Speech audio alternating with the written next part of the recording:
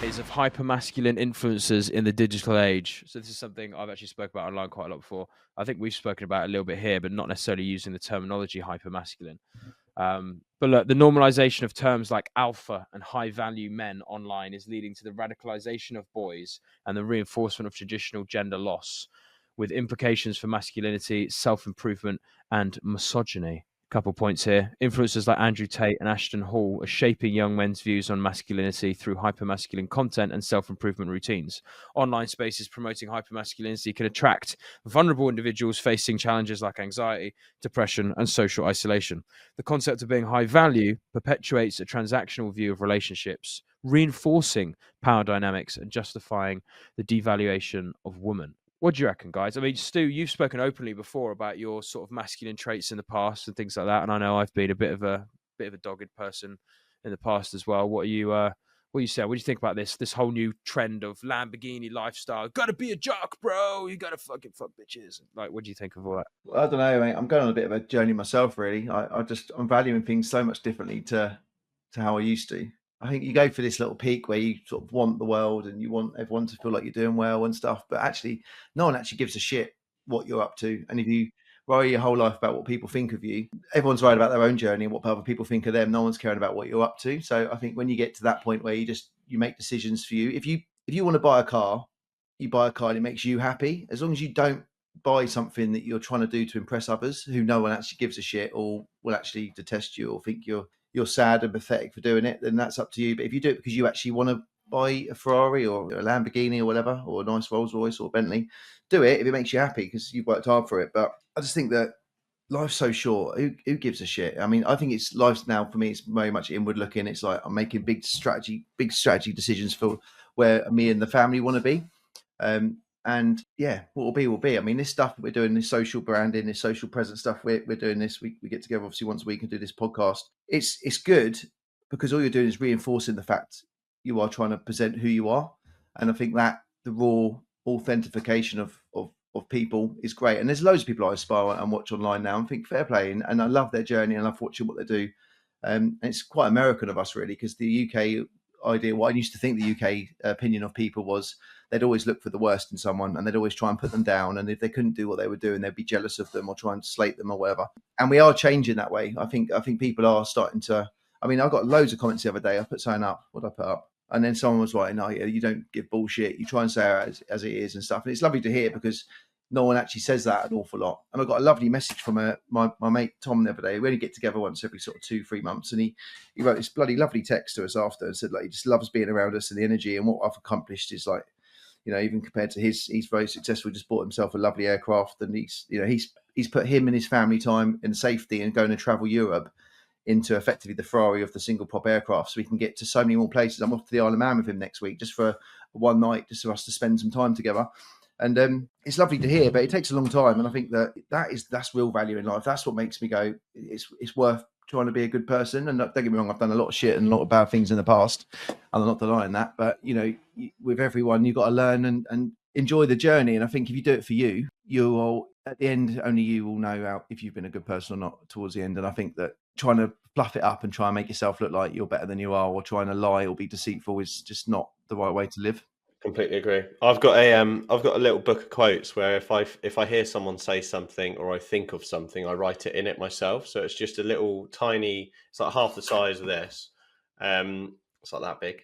So you know what half the size is. And it's just got things. And sometimes I'll just be on a flight somewhere and I'll just write something in it to remind myself. And I read through the book, you know, every few weeks to remind myself of those poignant things that really moved me at that moment in time.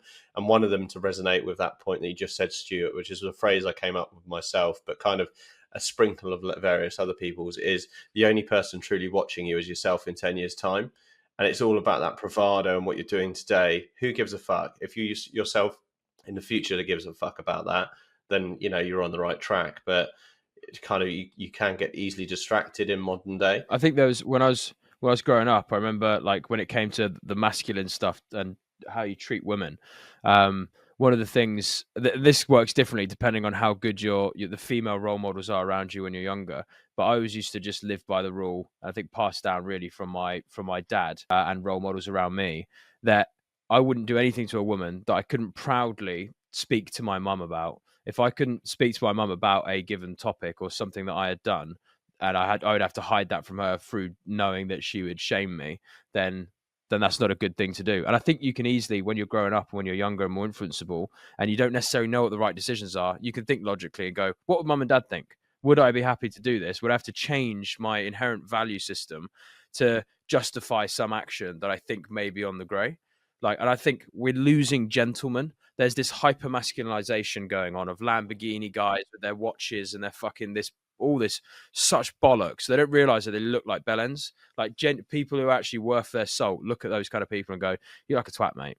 You're like a twat." It's fine if you want to own Lamborghini and stuff like that, but to go around bolstering that as the thing that you do and that represents you, and that's what you've got to offer your audience or offer the people around you, I just think is tragic. And there's not enough gentlemen left, people who are just good, decent people, who are good to women, good to different races, just good to everything. I would say that the way that life is portrayed on YouTube, speaking from experience, we mutually know, a character that gives that across online, and I actually think that character has extremely good morals for females and every part of life. So I think that quite often that profile or that stereotype is lent into to gain traction and boost and bolster their marketing, aura.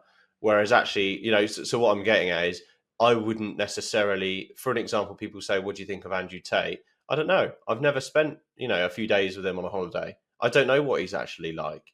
He might be an alter ego online and causing a load of disrupt, but I actually don't know whether I think he's an idiot or not. And it's very difficult to judge someone. Could you not have an objective view of his online presence about whether or not that is a good influence for young men trying to figure out what it means to be a man? I think that we can, judge his change and influence on other people. That's definitely something we can judge, which I suppose is an element of his character and what he's producing. Through that lens, do you respect him?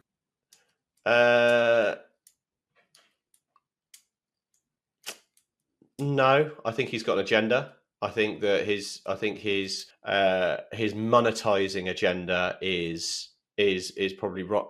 I believe that the way that online should be treated is win-win situations. So if we put out that we're a development company based in in this location, and we work with investors, if investors find us and know, like, and trust us, and then we can create a win-win situation, that is not necessarily just my agenda, it's their agenda also. If you look at GDPR, you have to have a reason to communicate with people. The problem with social media and online is there's no reason to communicate with some of these people other than the fact that they just scroll, watch, and absorb and pay.